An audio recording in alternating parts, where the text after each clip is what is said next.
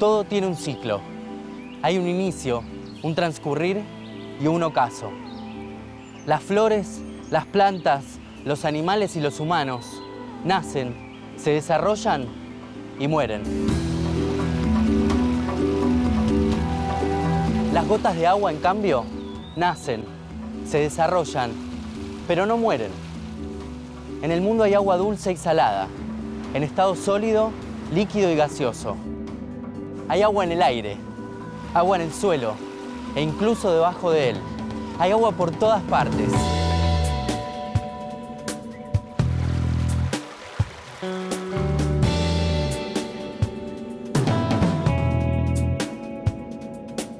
Pero ¿cómo pasa el agua de un estado al otro? ¿Cómo es posible que desde el origen del mundo la cantidad de agua sea siempre la misma? El ciclo del agua tiene aspectos sorprendentes, donde nada se pierde, todo se transforma.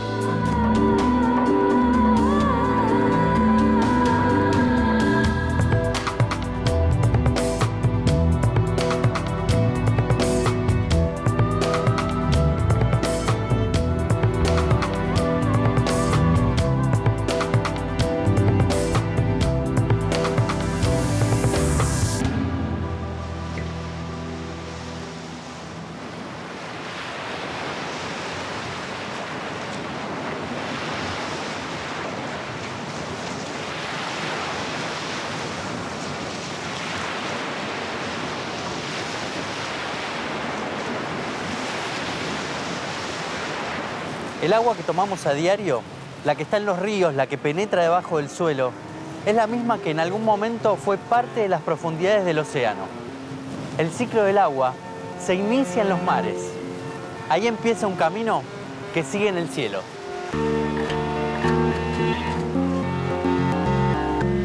Los rayos del sol calientan la superficie del mar y las partículas del agua se evaporan. ¿Dónde están esas partículas?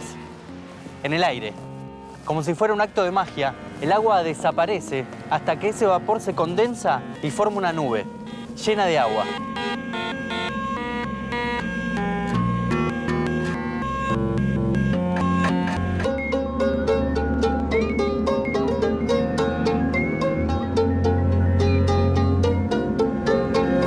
El ciclo hidrológico es el sistema por el cual el agua circula y pasa de un estado al otro dentro del planeta. Pero, ¿cuál es el fin de este proceso? ¿Por qué es tan importante?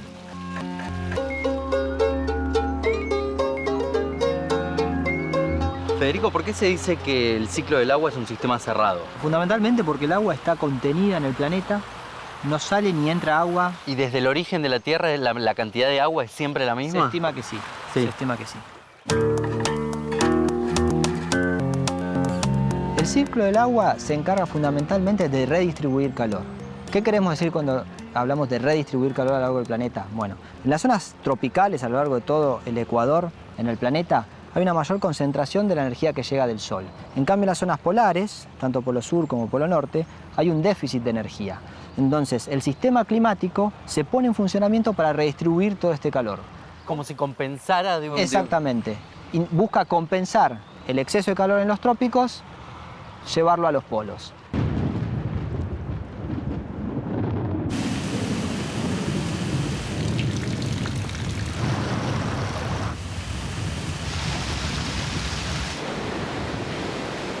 En el océano ocurren fenómenos semejantes. Son las corrientes marinas, en definitiva, las que van llevando calor de un lugar a otro. Una de las corrientes, de la escala temporal más larga, si quiere, que tiene una duración de muchos años, es la corriente termohalina. ¿Cuál es el motor de esta corriente termohalina? ¿Cómo es que funciona esta corriente termohalina? Bueno, en la zona de los polos, el agua está más fría. Al agua estar más fría, se van generando hielos marinos. Cuando se forma el hielo marino, el agua del mar libera la sal y la deja en el agua misma. Es decir, el hielo no retiene la sal. O sea, de repente esa agua tiene más cantidad de sal que la que tenía. Más cantidad de sal que la que tenía antes, está fría y eso lo que hace es que el agua se hunda. Se transforma en agua más densa y se hunde. Es agua que se hunde en el mismo agua.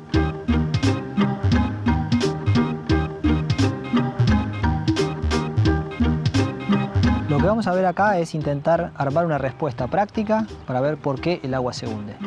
Y ahora le vamos a poner un poquito de colorante para distinguir. Este tiene una cucharada. Una cucharada de sal. Ahora lo vamos a batir un poquito más. Esto sería el océano. Eso sería el océano. Bien. Eso falta poner tanto. Esta tenía 3 cucharadas de sal. Esperaríamos que se fuera Más al fondo. más al fondo. En el mejor de los casos, por debajo del azul. Vamos a ver qué pasa. Ahí está. Se ubicó debajo del azul. Y no se mezclan. No se mezclan. Ese agua se hunde, fría, y empieza a circular por el océano. ¿Sí? Pasa en el océano intermedio, si se quiere, de los 3.000 metros de profundidad, circula a lo largo de los océanos y luego con el tiempo aflora en los océanos tropicales. Y ese es un mecanismo de redistribuir calor. ¿En cuánto tiempo pasa esto desde los polos hacia el Ecuador? Esa corriente, digamos, ¿cuánto demora? Hay estudios que estiman que una vez que una gota se hunde, imaginemos en la zona de los polos, vuelve a aflorar a la superficie después del orden de los 1.600 a 2.000 años. Ah. Es una corriente lenta, muy lenta, pero que ese transporte de agua, ese transporte de masa, si se quiere, es el que está llevando el calor o la falta de energía de un lado a otro y así va circulando. En el mundo, la cantidad de agua es siempre la misma. Se distribuye en los océanos, los suelos y la atmósfera de manera muy despareja. El 97% del agua del planeta se encuentra en los mares y es salada. El 3% restante compone el agua dulce que existe en el mundo. De ese total, aproximadamente las 3/4 partes está congelada en forma de hielos, glaciares y casquetes polares. Y solo 1/4 está en forma líquida y sin sal. Pero casi la totalidad de esa agua se encuentra a muchos metros debajo de la tierra, en los acuíferos. Así, el agua superficial como ríos, lagos o la lluvia a la que accedemos los seres humanos representa apenas el 0,25% del total de agua dulce.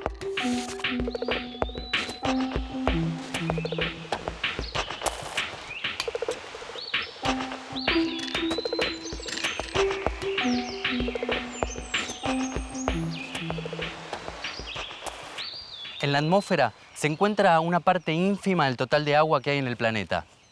Son 13 billones de metros cúbicos de agua que llegan hasta el cielo por la evaporación del agua y la transpiración de las plantas.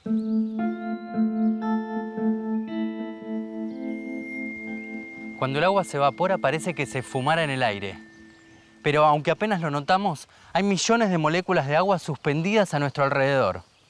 Solo notamos su presencia cuando esas moléculas suben, se enfrían y condensan y forman las nubes.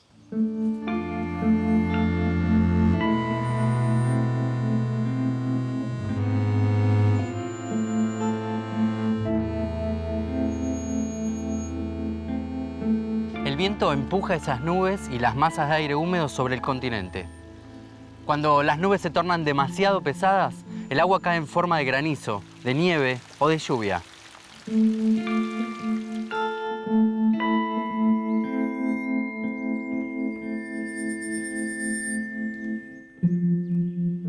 Generalmente pensamos que la gota tiene forma de lágrima, pero en realidad su forma es despareja, su volumen también es desparejo. Según su peso y tamaño, esa gota caerá con mayor o menor velocidad. En un año, en promedio, en nuestro planeta llueve 30 veces la cantidad de agua que hay acumulada en la atmósfera. Son 119.000 kilómetros cúbicos. 5 veces más que toda el agua que contiene el lago Baikal, el más antiguo y profundo del mundo, que está ubicado en Rusia. El 60% de esa cantidad, 72.000 kilómetros cúbicos, se evapora a la atmósfera. Y el 40% restante se escurre hacia lagos, embalses, cursos de agua o se infiltra en el terreno, formando las aguas subterráneas.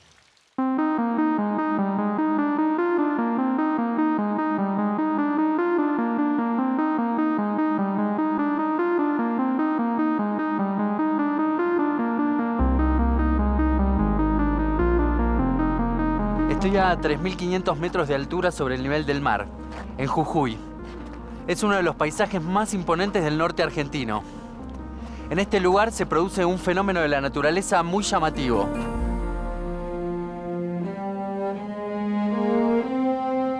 Por lo general, el agua de lluvia se infiltra en el suelo, O circula por los ríos y termina en los océanos, donde el ciclo vuelve a empezar. Pero acá, en las salinas grandes, es diferente.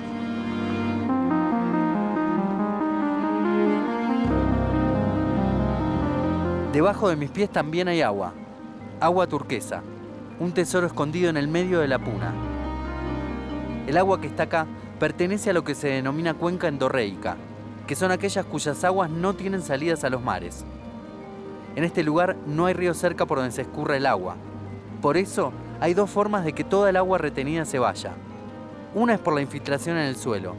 La otra, como sucede en los océanos, la evaporación. En las cuencas endorreicas, en las que la evaporación es mayor que la alimentación, los lagos salados desaparecieron y se formaron las salinas. Todo este enorme territorio blanco es evidencia del ciclo del agua. Es un sistema cerrado en el que cuando se evapora el agua queda esta dura capa de sal.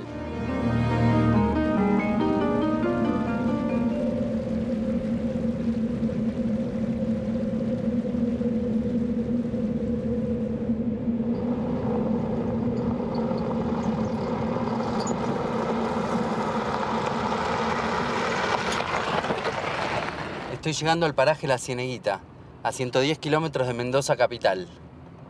El camino es de ripio y esta zona está habitada por puesteros que se dedican básicamente a la ganadería.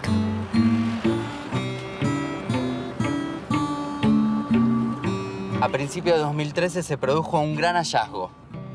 Los chicos de la escuela, hijos de los puesteros, descubrieron a través de un programa escolar aguas termales subterráneas.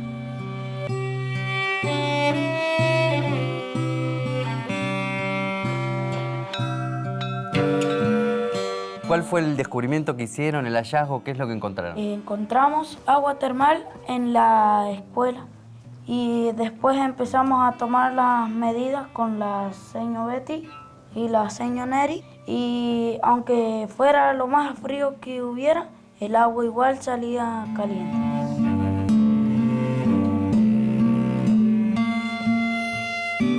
¿Y qué es lo que tenemos acá? A ver quién me puede contar cómo funciona este sistema, este experimento que tenemos. Son las capas de la tierra. Ajá. Y así es como se filtra el agua y más o menos llega hasta acá, hasta la escuela. ¿Eso sería el agua? Sería como agua de lluvia para que alimente el primer acuífero. Ajá. Allí se produce una infiltración vertical y después va a formar parte de ese primer nivel de capas permeables, porosas y permeables, que va a retener el agua. Sí, acá ya se ve que la primera capa ya está Se mojada. va saturando y pasó a la segunda. Exacto. Claro, ahí está pasando. En este ya llegó. Y retiene. Ya vimos el experimento, ahora me llevan a ver el pozo, el real. Vamos. Frío impresionante y calor en el agua.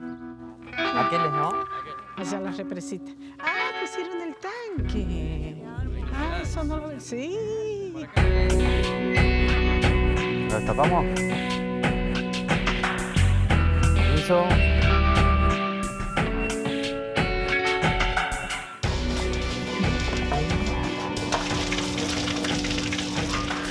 ¿Qué mide este aparato? Esto mide conductividad en la parte superior y acá mide temperaturas. Pero se tiene que estabilizar. Acá marca cómo va corriendo hasta que se estabiliza la lectura en función de cómo va surgiendo del agua. 36, ¿y en eso cuánto marca? ¿Cuánto marcan, chicos? 32. Pero se estabilizó, ¿ya ves? Se estabilizó allí en esa temperatura. 36. Claro. 35,9, 36. Va y vuelve. A ver si llego a tocar. Sí, está divina. Está para un baño, ideal.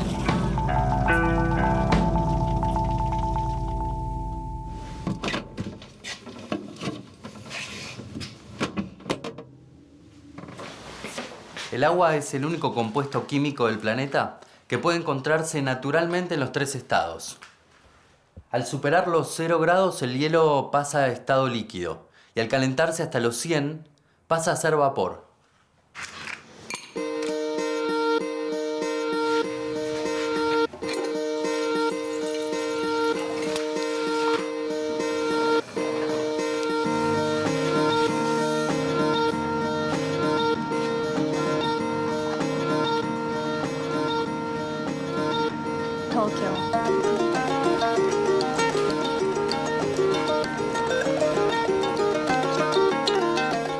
volumen aproximado de agua en la naturaleza es de 1.500 millones de kilómetros cúbicos. De esa cantidad, aproximadamente 36 millones de kilómetros cúbicos es agua dulce, apta para el consumo humano. Y del total del agua dulce, 29 millones de kilómetros cúbicos se encuentran en forma de hielo, en los glaciares. Solo en Sudamérica hay aproximadamente 25.500 kilómetros cuadrados cubiertos por glaciares, una extensión mayor a la que tiene la provincia de Tucumán. De esa superficie, el 75% corresponde a Chile, el 15% a la Argentina y el resto a otros países. Pero además, 12.550 kilómetros cuadrados corresponden al hielo patagónico sur, que se extiende entre Chile y la Argentina, donde hay 48 glaciares de diversa magnitud.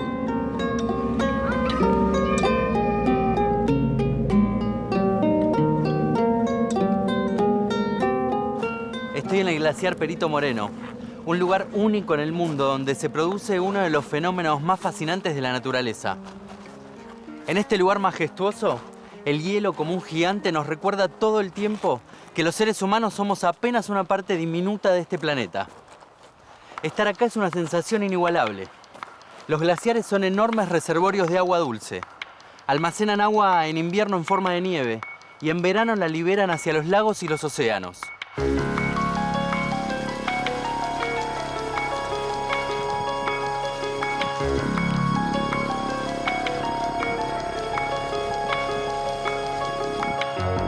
El glaciar, estático y dinámico a la vez, es una inmensa mole blanca que hace estremecer a cualquiera. Es tan grande que es imposible abarcarlo con la vista. El frente del glaciar tiene una extensión de 5 kilómetros y una altura de más de 60 metros de hielo, que lo convierten en un gran edificio de paredes congeladas. Tiene una superficie de 250 kilómetros cuadrados, lo que representa un 10% más que la superficie de la capital federal de nuestro país.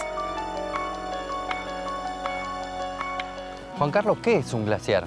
Bueno, uno podría pensar que un glaciar es una masa de hielo, como las que están allá arriba en aquel cerro, o como estas que tenemos acá enfrente.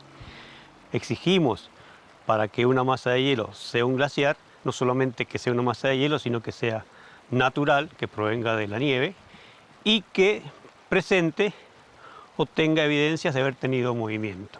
Aparte de que sea una masa de hielo, le vamos a exigir que perdure, que persista por lo menos a la escala de una vida humana. Con eso tenemos definido un glaciar.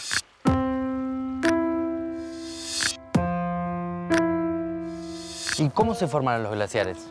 Su origen es la nieve que cae. Una vez que la nieve se deposita en el piso, la nieve donde permanece, empieza a sufrir transformaciones. Y más aún si sobre ella caen nuevas precipitaciones, un año, otro año, otro año, se produce una carga sobre la capa original que la va compactando y esta transformación llega a lograr que la nieve depositada se transforme en hielo.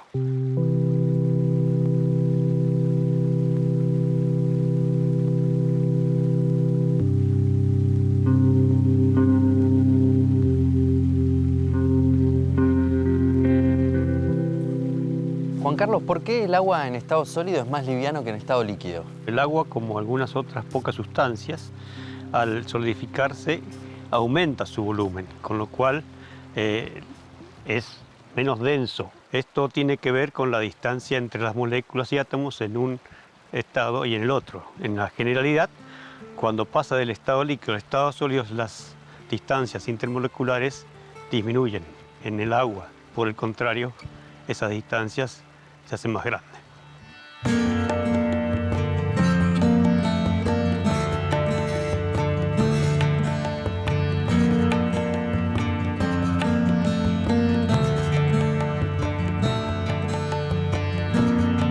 ¿Cuál es la importancia que tienen los glaciares? Bueno, si pensamos que en este hielo continental patagónico, en la divisoria de aguas, precipita entre 5.000 y 7.000 milímetros de nieve lluvia, si los glaciares no estuvieran, esa precipitación escurriría por el lago directamente y pasaría al caudal del río Santa Cruz. Al existir los glaciares, esa lluvia, nieve, depende de la temperatura, se convierte en hielo y permanece en la masa de hielo del glaciar. Y está a nuestra disposición para poder utilizarla cuando hace falta. Es decir, los glaciares son una reserva natural de agua en estado sólido.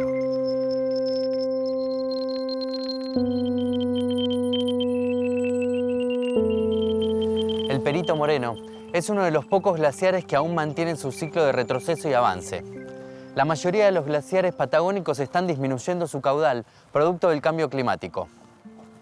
El día termina, pero solo para nosotros, porque el gigante, aunque a veces parezca que está quieto, nunca descansa.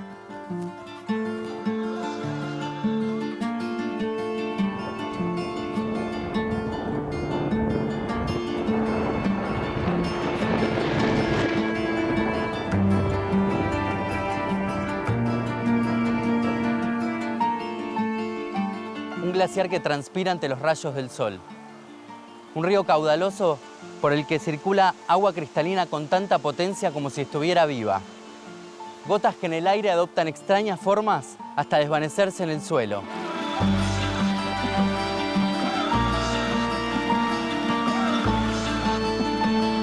Puede ser en estado sólido, líquido o gaseoso. Pero desde el origen mismo de la Tierra, la cantidad de agua que hay en el planeta es siempre la misma. Una gota que se evapora en el océano y es arrastrada por el viento puede terminar aquí, muy lejos de ese mar de donde partió. El ciclo del agua es un proceso fascinante, un círculo virtuoso que afortunadamente nunca acaba.